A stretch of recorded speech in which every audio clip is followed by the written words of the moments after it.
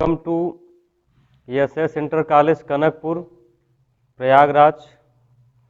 I have presented to teach you online classes. I taught last classes about the poems. This poems is 9th chapter. ये student 9वां chapter है, आपका 9वां lesson है।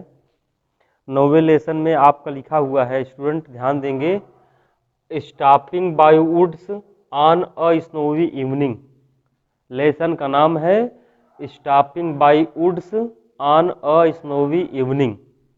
Stopping का student अर्थ होता है रुकना, ठहरना। बाय वुड्स माने जंगल में, ऑन ए स्नोवी इवनिंग अर्थात कह रहे हैं कि बर्फीले शाम को। तो बर्फीले शाम को कह रहे हैं जंगल की तरफ रुकना, जंगल में रुकना। और इसके पोएट कौन है? By Robert Frost. This poem has been selected, has been chosen by Robert Frost. Robert Frost was riding on the horse. He said to his horse। Student इसमें ध्यान देंगे, बैकग्राउंड ऑफ द पोएम क्या है, अर्थात कह रहे हैं कि कविता का भाव क्या है, इसकी भूमिका क्या है। कवि महोदय ने कहा है इसमें कि this poem is call stopping by woods का मतलब होता है जंगल में रुकना। यहाँ पे मेन भाव इसका यही है कि this poem is a call to duty. यह कविता हर व्यक्ति को कहती है कि अपने ड्यूटी को करो, अपने कर्तव्य को करो। And responsibility, what your responsibility, जो तुम्हारी जिम्मेदारी है उस जिम्मेदारी का निर्वहन करिए, पालन करिए। फॉर एवरीबडी दैट प्रॉमिस, क्योंकि हर व्यक्ति को प्रॉमिस हुआ है, हर व्यक्ति एक वादा करता है, वादा को निभाता भी है। मस्ट बी केप्ट अर्थात उसको पूरा करना चाहिए। जो रिस्पॉन्सिबिलिटी, जो ड्यूटी आपको मिली है, अर्थात ये सेंट्रल आइडिया इसका, चाहे समझिए चाहे इसका बैकग्राउंड जो भूमिका है। Obligations are to be fulfilled at all cost. अगर ओब्लाइजेशन है, आपके अंदर कृतज्ञता है, तो निश्चित रूप से पूर्ण होगा। The word is lovely and charming. यह संसार कभी कहता है कि लवली लगता है, चार्मिंग लगता है, यह सुंदर है, आकर्षक है। We should enjoy the beautiful scene. हम सुंदर दृश्यों को देखकर उसका आनंद लें, सब कुछ करें, लेकिन फिर भी हमें अपने ड्यूटी क्या करना, हमें अपने कर्तव्य को क्या करना है, उस कर्तव्य का पालन करें। एंड साइट्स ऑफ नेचर, और जो प्रकृति का साइट्स है, साइट मीन्स दृष्टि है, इसका आनंद ले। But we should do our duty and perform our responsibilities. But do our duty अर्थात हम अपने कर्तव्य को करें, हमको अपने कर्तव्य को करना चाहिए। इट इज अवर रिस्पॉन्सिबिलिटी, ये हमारी जिम्मेदारी है। Full before we go home, अर्थात अपने घर जाने से पहले। And earn the right to sleep and rest, और कह रहे हैं कि राइट सहित न्याय को कमाएं। अर्न मीन्स कमाएं, राइट मीन्स न्याय को। न्याय अन्याय अर्थात सबको कहा है कि दृष्टिगत करते हुए, इसको देखते हुए, समझते हुए। तो कवि महोदय ने कहा कि हमें घर जाने से पहले अपने कर्तव्य को करना है। यहाँ पे कवि के कहने का आशय क्या है? What is meaning to go home? घर जाने का आशय क्या है स्टूडेंट? यहाँ पे घर जाने का मतलब होता है आपकी जो नैतिक जिम्मेदारी, उसको करने से पहले, माने कह रहे हैं घर जाने से पहले अपनी नैतिक जिम्मेदारी, जो आपको मोरल रिस्पॉन्सिबिलिटी दी गई है, जो जिम्मेदारी दी गई है, उसको पूरा करके ही जाना। अर्थात मरने से पहले ऐसा काम करना होगा। आपकी मृत्यु जो है काफी, माने ये कन्फर्म नहीं कि कभी ही मृत्यु होना है, लेकिन मृत्यु से पहले आपको जो प्रकृति ने आपको मानव के रूप में पैदा किया, यहाँ धरती पे भेजा है, आपको अपनी जिम्मेदारी का निर्वहन करके ही जाना होगा। क्योंकि पंडित जवाहरलाल नेहरू आज the first prime minister of India, Bharat के प्रथम प्रधानमंत्री थे। उन्होंने भी प्रधानमंत्रित्व काल में अपने मेज पर रख करके एक, माने यही कविता का ये जो टुकड़ा है उसको लिख करके रखा था कि अर्थात सोने से पहले मुझे मीलों चलना है। क्योंकि लास्ट में यहाँ स्टूडेंट लिखा है miles to go before I sleep and miles to go before I sleep. सोने से पहले मुझे मीलों चलना है, अर्थात नैतिक मृत्यु होने से पहले हमको बहुत कुछ कर्तव्य करना है। मैंने जो वादा किया है लोगों को, जो जनता को वादा किया है, तो मैंने उनको भी पूरा करना है। प्रकृति ने मुझे कार्य जो सौंपा है, मैं उस कार्य को भी मुझे पूरा करना है।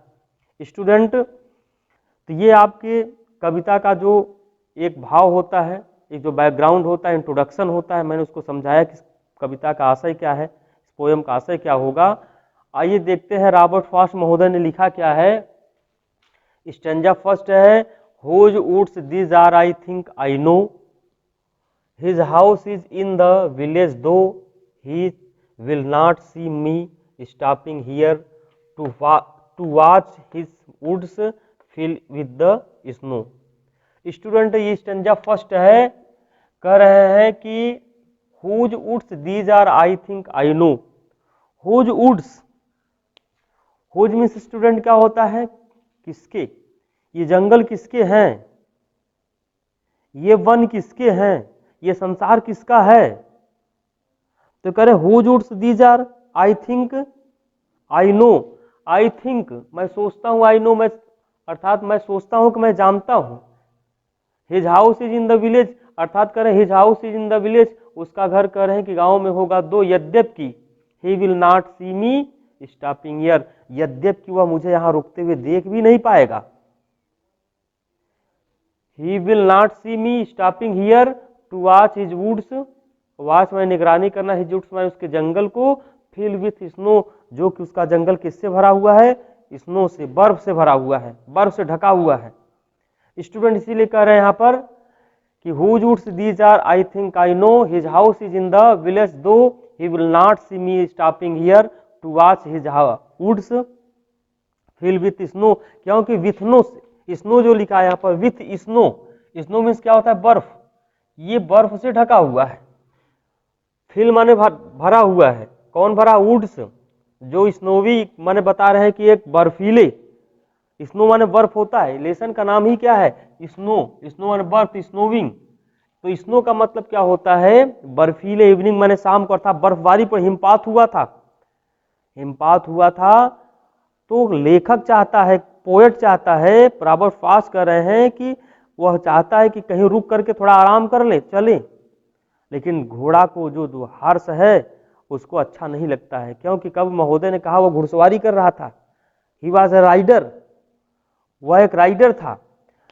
कभी तो चाहता है कि रुक करके कहीं आराम कर ले, लेकिन वह विचित्र जैसा उसको समझ में आता है, वह बिल्कुल रुकने के लिए उसको अच्छा नहीं लगता है। कभी को तो माने हिमपात हुआ, अच्छा सुंदर दिख रहा है, इट इज अट्रैक्टिव, आकर्षित दिख रहा है।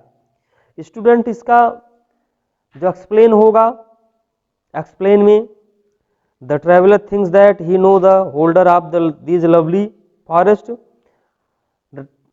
ट्रेवलर थिंक्स, यात्री अर्थात हॉर्स राइडर सोचता है कि he knows the holder of these lovely forest, ये कह रहे हैं कि सुंदर जंगल के विषय में जानता है, being a particle man of the world, अर्थात संसार, वर्ल्ड में संसार का एक पार्टिकल, और पार्टिकल मीन्स क्या होता है, प्रैक्टिकल मैन है ऑफ द वर्ल्ड, इसका मतलब क्या है कि अभ्यक्ष व्यक्ति है, व्यवहारिक व्यक्ति है, अर्थात the owner of these woods, अर्थात करें इस जंगल का जो मालिक है एक कैसा सम्मानित, एक व्यवहारिक व्यक्ति है।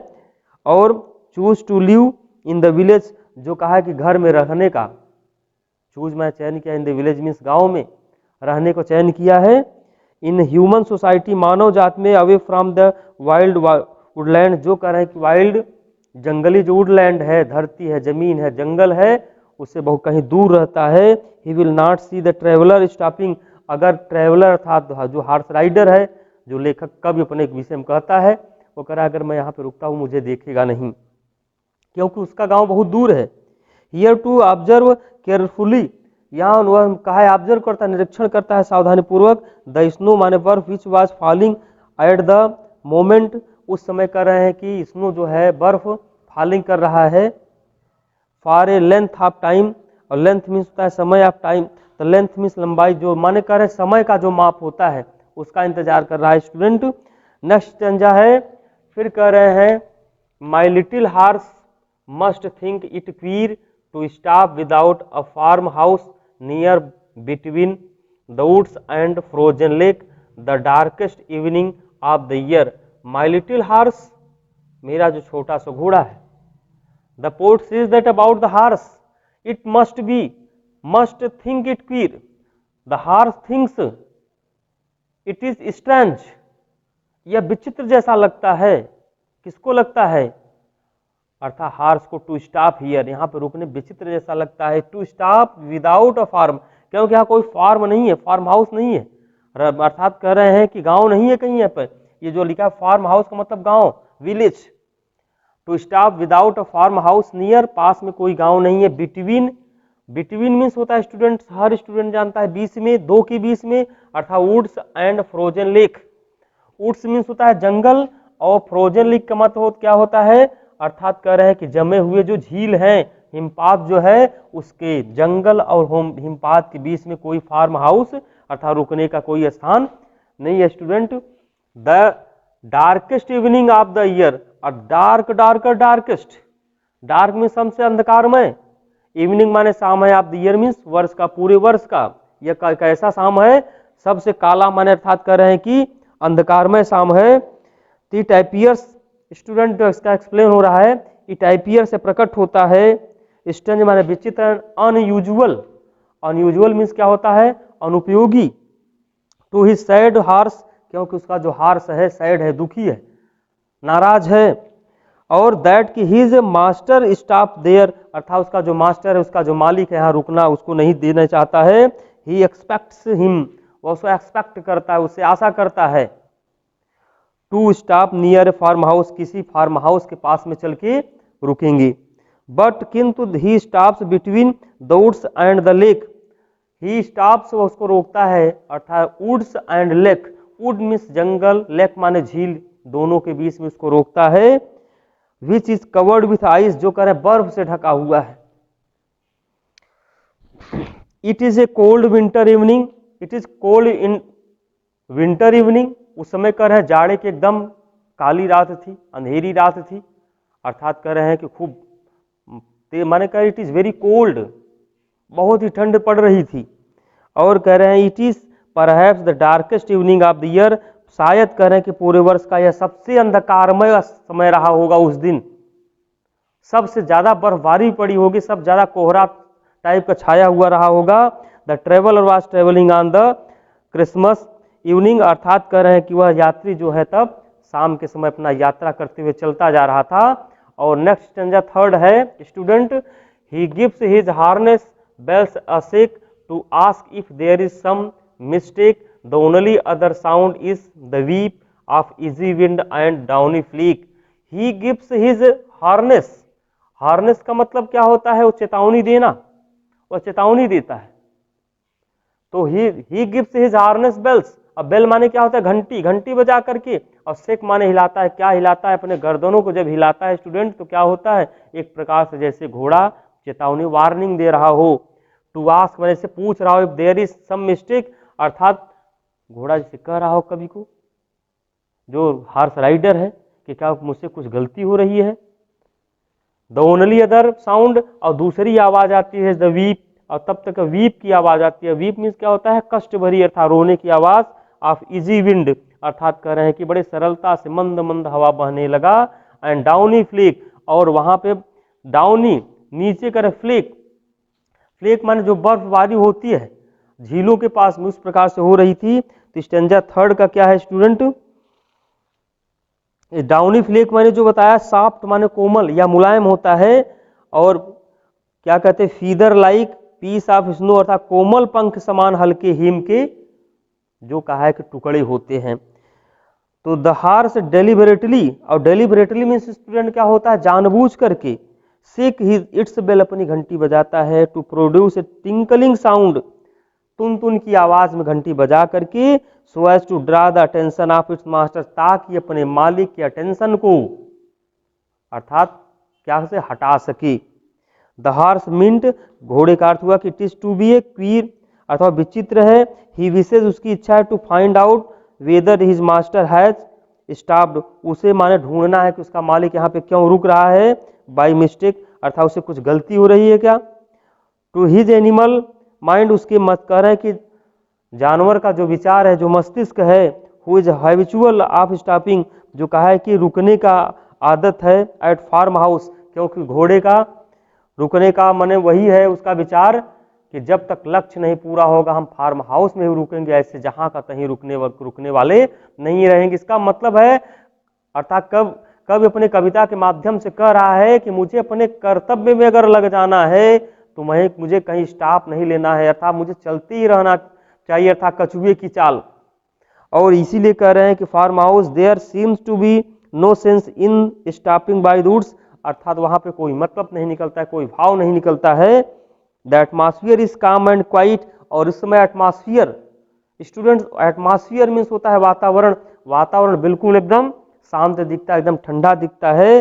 Beside the tinkling sound of bells, और इसके अतिरिक्त कर रहे हैं कि घंटी की आवाज होने पर there is slight sound of the wind, और उसके बाद कर रहे हैं कि हवा जब बहती है, ब्लोइंग करती है, चलती है, तो उसकी भी आवाज होती है। विथ ईज, बड़ी सरलता से, and that of the flakes of the snow, यही कर रहे हैं बर्फ का मुलायम टुकड़ा है। Which are falling lightly like feathers, जो करे पंख के समान, माने वह झड़ झड़ करके क्या हो रहा है, गिर रहा है। स्टूडेंट लास्ट स्टेंजा इसका है, यहां पर लिखा है the woods are lovely dark and deep but I have promises to keep. The woods are lovely dark and deep but I have promises to keep, and miles to go before I sleep, and miles go before I sleep. कह the woods are lovely, जिस माने जंगल के विषय में कहा जा रहा है वो एक ऐसा मंच है या ऐसा स्टेज है, इट इज वेरी ब्यूटीफुल, बड़ा सुंदर दिखता है। इसलिए कवि महोदय ने कहा अपने शब्दों में कविता के माध्यम से हम लोगों को समझाने का काम कर रहे हैं, हम लोग को अपना संदेश देना चाहते हैं, एक माने अपने कर्तव्य के प्रति हम लोगों को जागरूक करना चाहते हैं। तो कवि महोदय यहाँ अपने कविता के माध्यम से कह रहे हैं कि the woods are lovely dark and deep, जंगल जो झाड़ी है, जो वन बाग है, बगीचा है, द वुड्स आर लवली है, सुंदर है, डार्क माने अंधकार से भरा है, एंड डीप मीन्स कैसा है, गहरा है। But I have promises, I have a promises, मेरे पास वादाएं हैं, प्रॉमिस मीन्स वादा, प्रॉमिसेस मेरे पास वादाएं हैं, किंतु टू कीप करने का, टू कीप मीन्स स्टूडेंट क्या होता है, रखना, अर्थात मुझे अपने वादा को पूरा करना है। And miles to go before I sleep, miles to go अर्थात रुकूंगा नहीं, अब मील्स माने मीलों चलूंगा, to go before I sleep अर्थात सोने से पहले। सोने का मतलब ये नहीं हुआ कि जो आप 24 घंटा में 6-7 घंटे सोते हैं, ऐसा सोने से मतलब नहीं है, यहां मृत्यु से मतलब है। स्टूडेंट ये कह रहे हैं कि miles to go before I sleep, अर्थात कह रहे हैं सोने से पहले मुझे मीलों चलना है, अर्थात अपनी ड्यूटी, अपने रिस्पॉन्सिबिलिटी करने से पहले मुझे मीलों चलना है, मुझे अपने कर्तव्य का पालन करना है, मुझे जो जिम्मेदारी सौंपी गई उसको पूरा करना है, उसको पूरा करके मुझे आराम करना है, तभी अर्थात मुझे अपने कहा मेरी मृत्यु होना है। इसलिए miles to go before I sleep. Student जो इसका एक्सप्लेन है, द ट्रेवलर सेज दैट, यात्री हॉर्स राइडर, ट्रेवलर मीन्स यात्री, हॉर्स राइडर सेज दैट कहता है, द फॉरेस्ट अपीयर्स अर्थात वह जो जंगल है प्रकट होता है, लवली टू लुक एट देखने बड़ा अच्छा दिखता है, बड़ा सुंदर दिखता है। It is however A dense forest, एक घना जंगल है, and so it is dark and deep, यह डार्क है, गहरा है, डार्क मीन्स कहा है काला है, और डीप मीन्स क्या होता है, गहरा है।